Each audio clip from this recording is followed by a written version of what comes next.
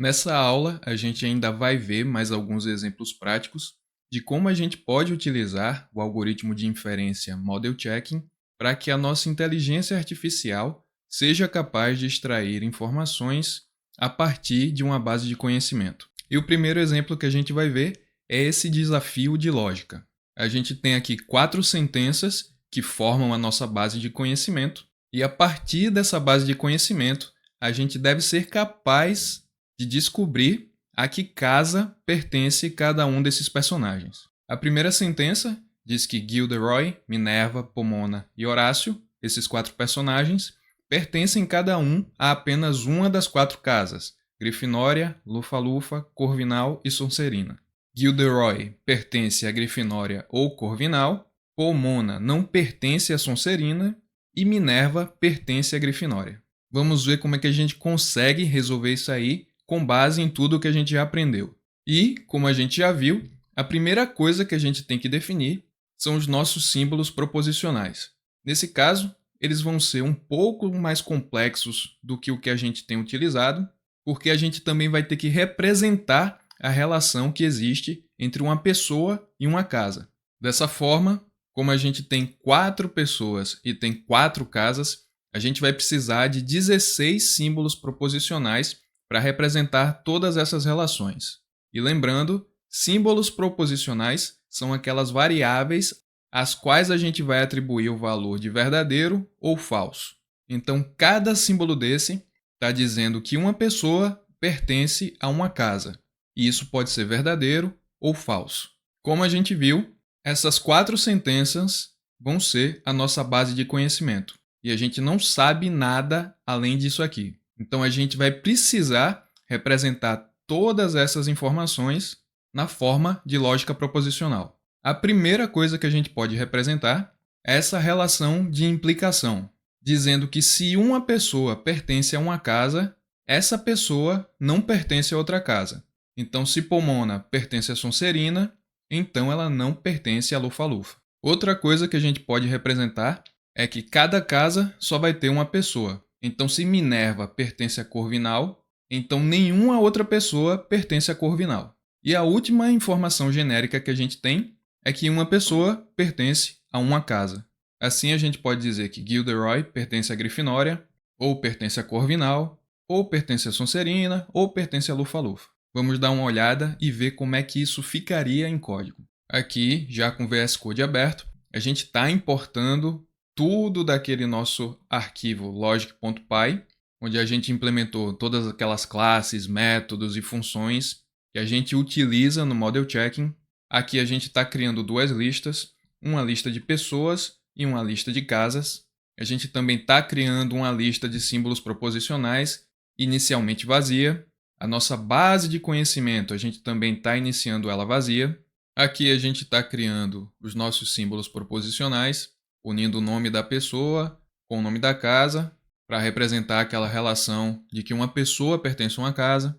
Aqui a gente está adicionando a nossa base de conhecimento, que cada pessoa pertence a uma casa, mas aqui abaixo a gente está representando aquela ideia de que é apenas uma casa por pessoa, e logo em seguida aquela outra ideia de que é apenas uma pessoa por casa. Por fim, a gente percorre os nossos símbolos proposicionais, fazendo aquela verificação do algoritmo, e se a nossa base de conhecimento implicar logicamente o nosso símbolo proposicional, a gente vai imprimir esse símbolo. Antes da gente adicionar os pedaços de informação restantes à nossa base de conhecimento, vamos imprimir aqui a fórmula dessa base de conhecimento que a gente tem até agora. Então, executando o nosso programa, puzzle.py, vocês podem ver que a nossa fórmula proposicional aqui já é bastante complexa. Mas se vocês forem analisar, vocês vão ver que tudo que está aqui é tudo aquilo que a gente acabou de representar na nossa base de conhecimento. Aqui, ó, Gilderoy pertence a Grifinória, ou pertence a Lufa-Lufa, ou pertence a Corvinal, ou pertence a Sonserina, e Pomona pertence a Grifinória, ou pertence a Lufa-Lufa, e assim sucessivamente. Voltando aqui para o nosso código, a gente pode começar a adicionar aquelas informações existentes no nosso desafio de lógica. A primeira sentença, a gente já representou e adicionou a nossa base de conhecimento, que era aquela que dizia que cada pessoa pertence a apenas uma casa. A segunda dizia que Gilderoy pertence à Grifinória ou à Corvinal. Então a gente pode adicionar a nossa base de conhecimento utilizando a classe OR e a classe Symbol, dizendo que Gilderoy pertence à Grifinória ou Symbol Gilderoy pertence à Corvinal. O outro pedaço de informação que a gente tinha era que Pomona não pertence à Sonserina. Então vamos adicionar também essa informação à nossa base de conhecimento. E aqui a gente utiliza a classe Not e passa o symbol. Nesse caso, Pomona não pertence à Sonserina. A última informação que resta a gente adicionar é que Minerva pertence à Grifinória. Então vamos adicionar esse último pedaço de informação. Nesse caso, a gente só vai utilizar a classe Symbol e dizer que Minerva pertence à Grifinória.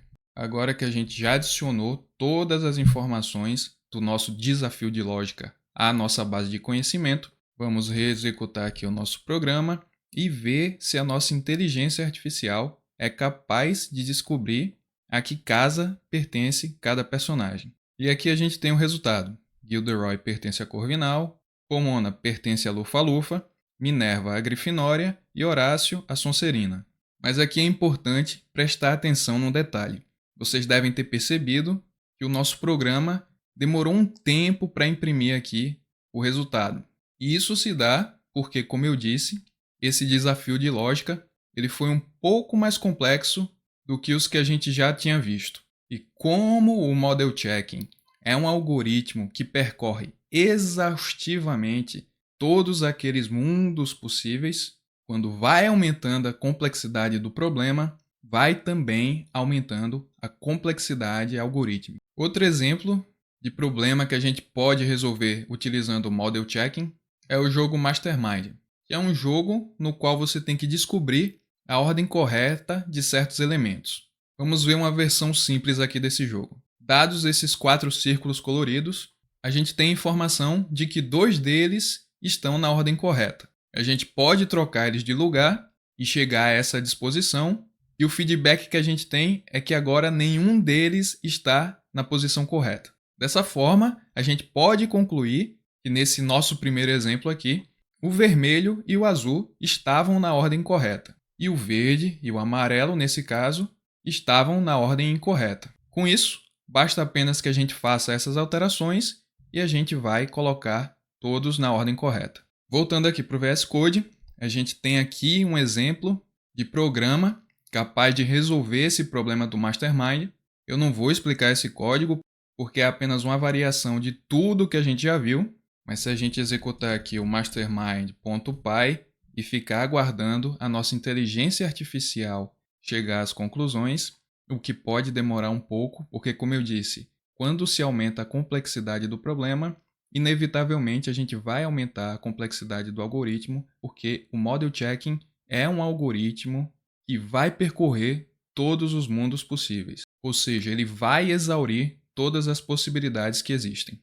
Mas, como vocês podem ver, para esse exemplo, a nossa inteligência artificial foi capaz de encontrar o resultado em tempo hábil, o que nem sempre pode ser o caso. Na próxima aula, a gente vai ver como a gente pode tentar otimizar esses algoritmos de inferência para que eles sejam aplicáveis na prática, mesmo em situações mais complexas. Por hoje é só, espero você na próxima aula.